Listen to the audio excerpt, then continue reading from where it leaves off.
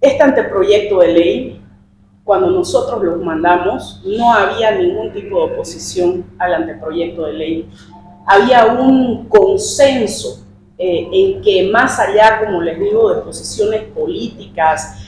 oficialismo, oposición, más comunidad ciudadana, creemos, o las fuerzas políticas que existan dentro de la Asamblea, todas y todos cerremos filas en torno a nuestra niñez. No había voces en contra, más bien todo lo contrario. Cuando se presentó el proyecto de ley, desde un lado y desde otro lado, y sobre todo la sociedad ponderó el hecho de que nosotros levantemos la voz por aquellos que no tienen voz. Recordarán que este anteproyecto de ley se produce y se genera en una coyuntura específica donde empiezan a destaparse casos aberrantes que se habían producido por malos sacerdotes dentro de la Iglesia Católica, que como creyentes lo denunciamos porque es nuestra obligación igual hacerlo, y porque no podemos permitirlo, sea por los niños de nuestra familia, los niños de la familia de Bolivia en general.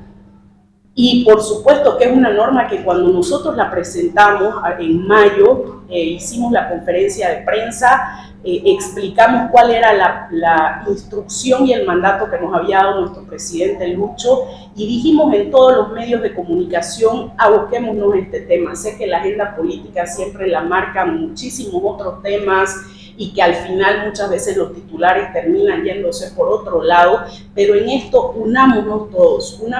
porque todas y todos tenemos algún niño, alguna niña en nuestra casa, que es lo más sagrado, y por las niñas y niños de todas las familias. Lamentablemente, ¿qué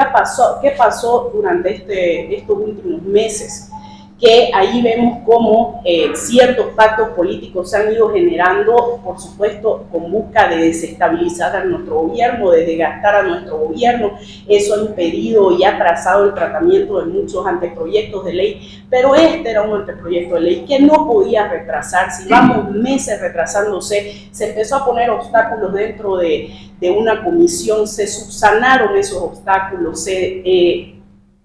se tomó en cuenta las recomendaciones para mejorar el anteproyecto de ley, y al final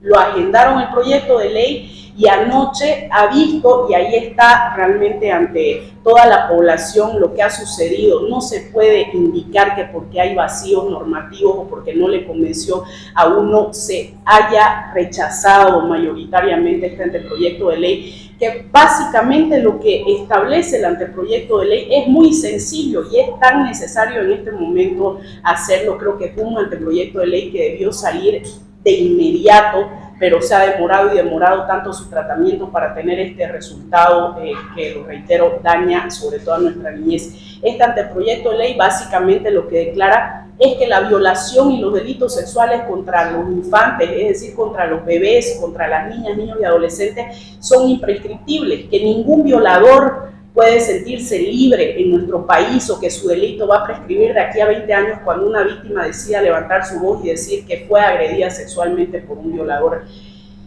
Ese es el objetivo principal, que lo hemos trabajado incluso no solamente a nivel nacional, sino también tomando en cuenta recomendaciones internacionales, y nuestro país iba a ser uno de los pocos países en la región que toma esta iniciativa de protección a su niñez. Y además aumentaba justamente la pena a quienes son cómplices de estos delitos, como lo vimos en esos casos, y creaba la Comisión de la Verdad, además de establecer mecanismos integrales de protección para la niñez en todos los niveles del Estado. Entonces, lamentablemente ahora la vergüenza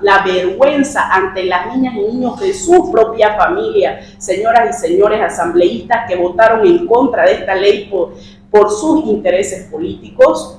la vergüenza llegar a sus hogares y no tener cara para mirar a las niñas y niños de sus propias familias por anteponer sus objetivos políticos, debe ser lo que les está haciendo decir ahora ese tipo de cosas, de que es porque no les convence un artículo o porque tiene ciertos vacíos, y van a postergar el tratamiento, como dicen, para la próxima legislatura, porque al rechazarla ya no se puede volver a tratar este proyecto de ley, si no es hasta la próxima legislatura.